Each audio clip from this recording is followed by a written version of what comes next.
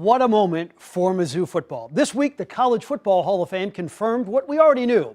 Gary Pinkel is a Hall of Famer. Tonight, we sit him down on how bad it was when he took the job to how great it was when he actually got the news. The winningest coach in Mizzou history is tonight's Cardinal Buick Sunday Conversation. Well, Coach, there's a great story to open things up about how you got the news. You thought it was a prank. Your wife's in the shower. Take us through it. Yeah, I never thought it would happen. It wasn't my goal to do it at all, but I just didn't think that it was ever going to happen. And so I still don't know. I'm thinking, boy, if one of my buddies did this to me, I'm going to blow their car up, you know. But what I did was I went in and Missy, I just walked in the shower with Missy, and I look at her and she goes, what's wrong? And I said, read this. And she read the same thing, Welcome to the Club. And she looked at me and just screamed. And so it was a special moment. I mean, it really was a special moment for me. And, this award's about a lot of people, besides Gary Pinkel.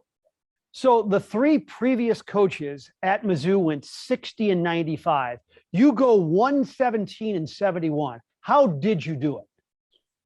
I think it starts with Don James. And I mentioned that too, because Nick Saban was on that team with us.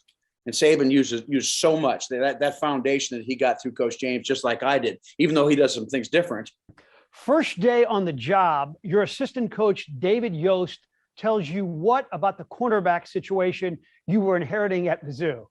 He goes, he says, we only have one corner on scholarship.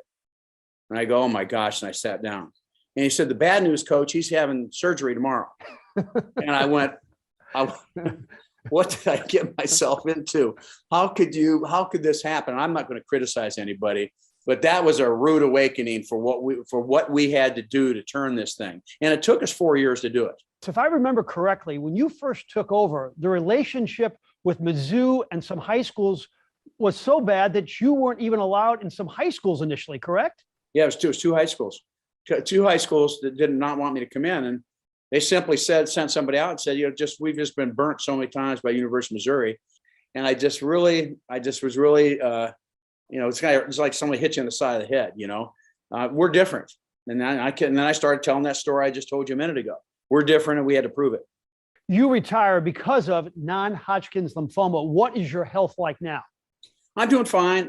It hasn't done a whole lot the last 3-4 years. I really try to take care of myself. I always have, but I try to do it even more so now. So I'm doing okay.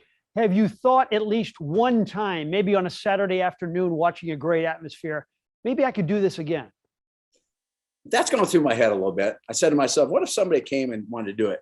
But yeah, to coach again. Yeah, I loved what I did. I absolutely loved what I did.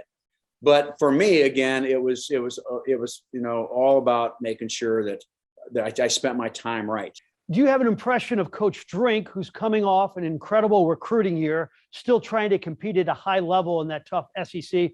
What are your thoughts and how connected are you with the program now? Well, I stay back. They don't need Gary Pinkel roaming around the halls. I talk to Coach Drink probably once a month or so. He'll give me a call. He gave me a call, after all this stuff happened. And I just really wanted to do well. Yeah, how would you handle like the transfers and name, image, and likeness? Would you be talking to businesses in Columbia? Hey, we want to get 4 stars. You guys are going to have to step up, or what would you be doing? Yeah, you'd have to do it. You have to jump in. The trouble I have is I'm not sure if it's going to become a bidding war and the amount of monies that are going to be out there. And, is that all done up front in the right way and everything else? The portal, I would say, go 2 years, then you can have 3 years of eligibility after it. One of the great things about football, all sports, is you fall down, you get back up, and you brush the dust off. You go back to work. You don't go to the portal and say, I don't want to be here. You don't treat me very well. I'm gonna leave. That's not what sport's about. Sport teaches a lot more than that. That's why I wish they would adjust the portal a little bit. What would you want one of your players to say about Gary Pinkel? I would want him to say that he cared about us, that we weren't just football players. He cared about us. I can trust him. Education was very important to him, and work ethic, and all different these things that we do, values that we taught our players. We didn't do it because it sounded good in home recruiting. That's what we did. At the end of the day, that's what we did. We did all those things we told them what we do. And I wanted to walk out 4 years later, which they did. Saw them at freshman, walk out after their senior banquet with their bow tie on, and walk out, and they were different men. Almost every one of them were completely different men. And our stamp was on them. You know, certainly our mom and dad was, but our stamp, without a question, was on that. And I think most of our players will see that. Were we perfect all the time? No. But at the end of the day, my players knew we really cared about.